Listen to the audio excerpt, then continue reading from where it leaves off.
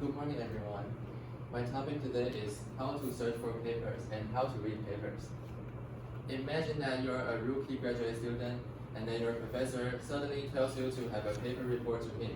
However, you have no experience in reading papers and even you don't know how to search for papers. And what's worse, your professor has a real temper that he or she will kill you if you mess this up.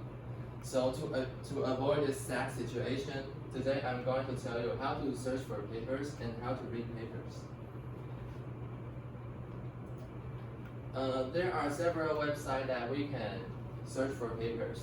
The first one is Google Scholar, which is the most common one for paper searching.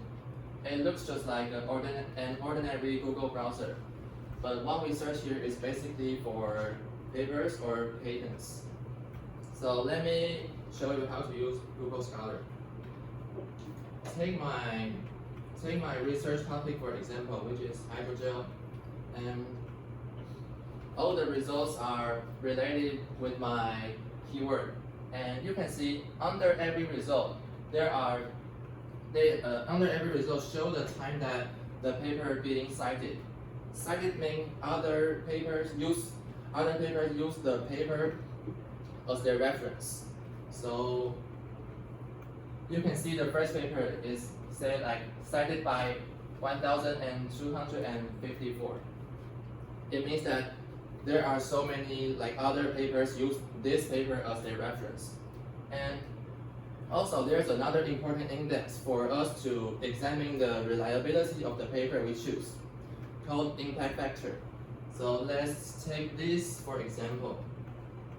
We choose a paper first, and then we click this one, which is the journal.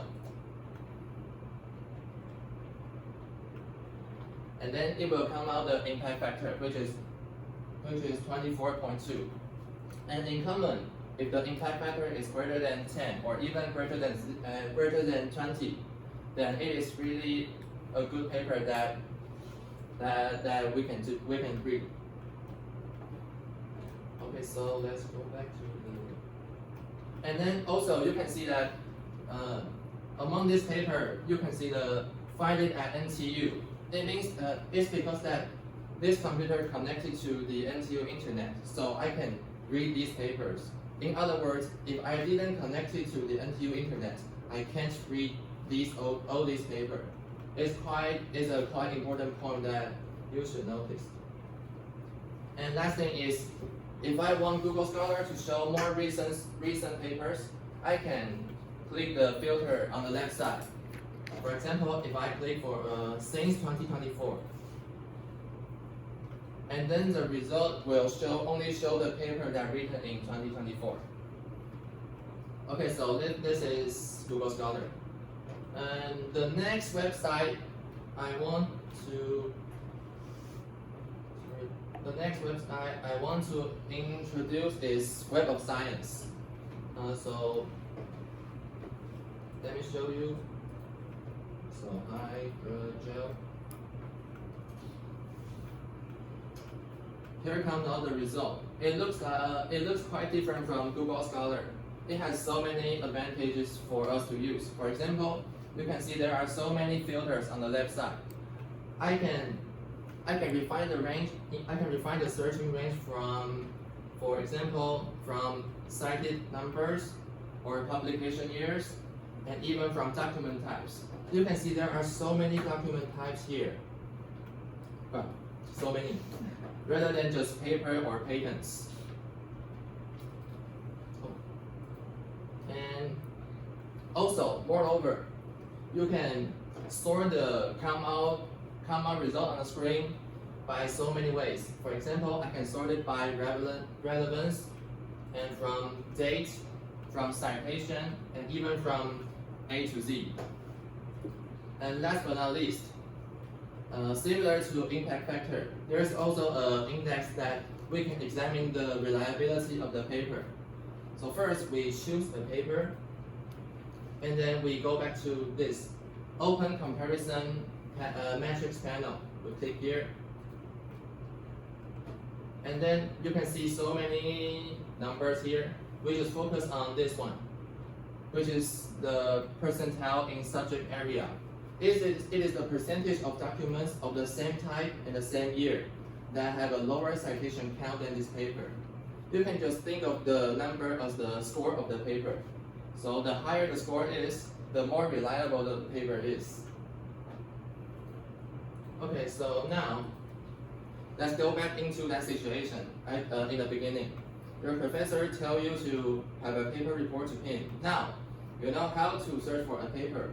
However, confronting another problem is that you don't know how to read a paper. So let me tell you some tips to read papers. For me, before I read a paper, I usually read the abstract and result. First, I can make sure that the paper I choose is what I really interested in.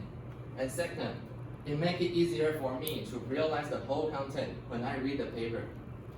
And finally, you finish the paper reading, but now you have to summarize the paper. There's a very useful OpenAI called ChatPDF that you can use to summarize the paper.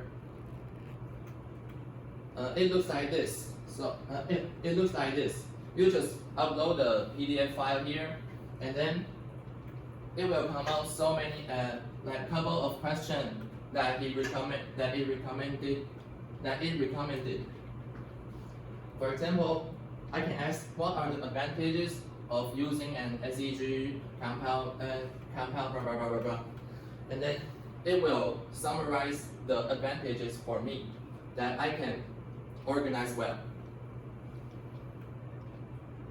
So now, you know how to read the papers, and you know how to search for the papers. There's no way that professor be angry at you. This is the end for my presentation. Thank you for listening.